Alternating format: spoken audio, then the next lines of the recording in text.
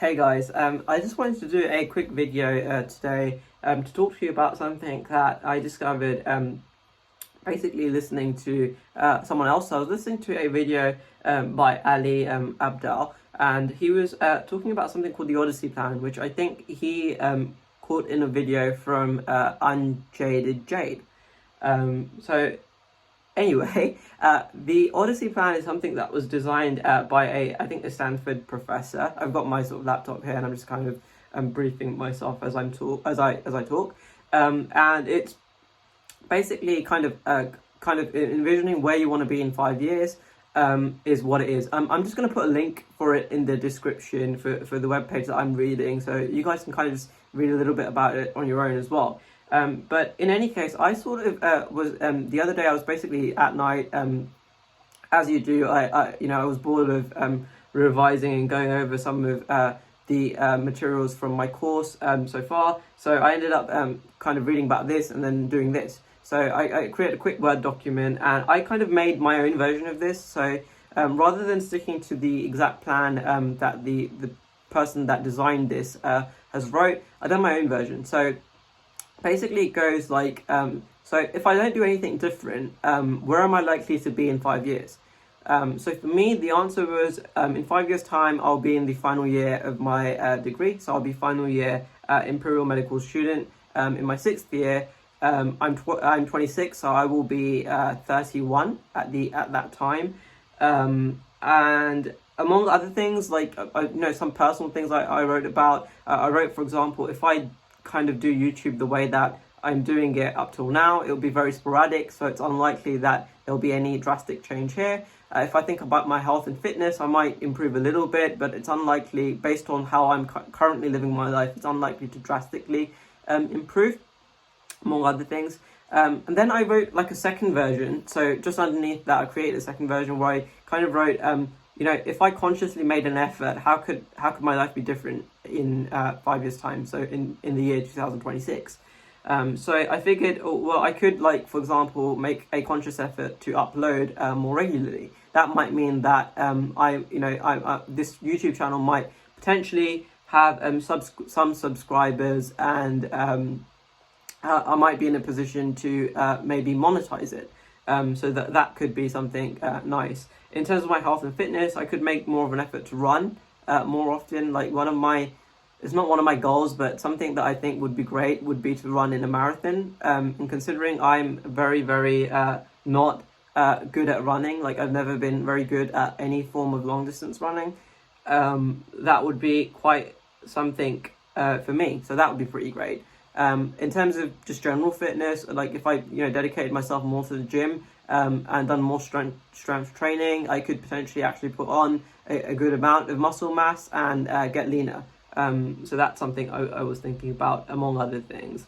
And like I could, like, the general things like learn a new skill, learn to play an instrument, something like that.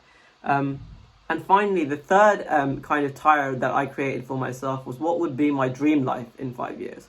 And I'm not going to reveal to you what I put in there, because they're quite personal goals, and really, I'm afraid of sounding a bit stupid if I reveal them, and because they're very ambitious. And I think that's kind of the point.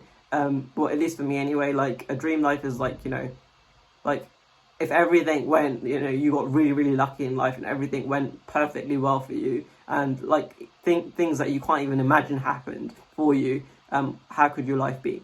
So among like some things, I found it interesting. Like one of the things that was on that list that wasn't on the other two was that I might have traveled extensively, which will be very, very difficult given the current circumstances of the pandemic. But hopefully in the future, that will be a thing again. People traveling around the world, and like I've never, for example, been skiing, and I was on Instagram the other day and I was watching like one of my friends actually has gone to Switzerland. I think before the Tier 4 was implemented in London, and it was skiing in the Alps or something, and I thought that looks pretty cool. And I'm generally, like, I really like places that are, like, landscapes, like open landscapes and things like that.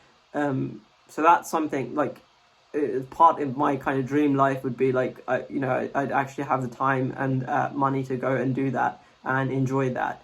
among other things. And like for my fitness, I could be really, really fit, and maybe like I could run, 5-10K very easily, and quite regularly, among other things, so things like that. The reason I sort of made this video is because in the past I've never really been someone that's done that kind of thing or found that useful at all, like a 5-year goal plan. I've always kind of lived life day to day. And to be honest, if you asked me to do this like 7 or 8 years ago, I don't think I could have actually done it to any meaningful extent. And that's because I don't think I really was ever in a position where I knew where I would be in 5 years. Which is interesting because it's the first time like I could answer like, if I don't do anything different, I kind of know where I will be in 5 years. So if you're, so I guess if you're quite young, under 18 or whatever, and you don't really know like where you're going to be in 5 years, you're just doing your A-levels or whatever, maybe this isn't really that useful for you at this point. You can always come back to it later when you have a bit more stability or you know that you're on a path. I feel like it might be a bit more useful. I'm trying to think if there was anything else that I wanted to say regarding that. I just found like it really interesting to do that because I think it made really clear to me that it's like where I will be in 5 years is actually a very conscious choice, right? And it's something I read somewhere in a post is like a lot of the errors that we make in life or mistakes or things that we regret are due to errors of omission. And basically that means that the default is that you don't do the thing that you need to get the positive benefit. So that doesn't help at all. So I'll give you an example. So like, say like your goal is to spend more time with friends and family, right? The error of omission would be that if you don't have that goal in mind, if you don't make a conscious effort to do that, you're most likely to just get on with your work and life and forget to make time for your friends and family. So the default won't benefit you. You need to make the conscious effort to actually get the positive benefit. So I feel like it's a similar thing with like where you want to be in 5 years. Like if you just leave it to the default, like with this exercise, you can see, oh, in 5 years, this is where I will be, right? Given that some extraordinary sort of life circumstances don't change for you. And you can make a conscious effort to kind of see yourself somewhere else. If you want to be somewhere else, you can say, well, this is where I'd like to be. And it doesn't really tell you how to get there. So it's not laying out the roadmap or the journey, but at least it's clear in your mind that you can have a different destination. You can choose to be somewhere else, is what I'm trying to say. I feel like my glasses are kind of, they're a bit steamy. I don't know if they're steamy or they're just, blurry because of dust. But yeah, like I thought that was really, really, really useful for me personally. So yeah, it's called the Odyssey Plan. I'll link it in the description box below. And check it out. And I don't really have anything else to say. So I hope you found this video useful. And I don't know why I always keep kind of moving whilst I'm recording, but yeah. Right, cool. Take care. Bye.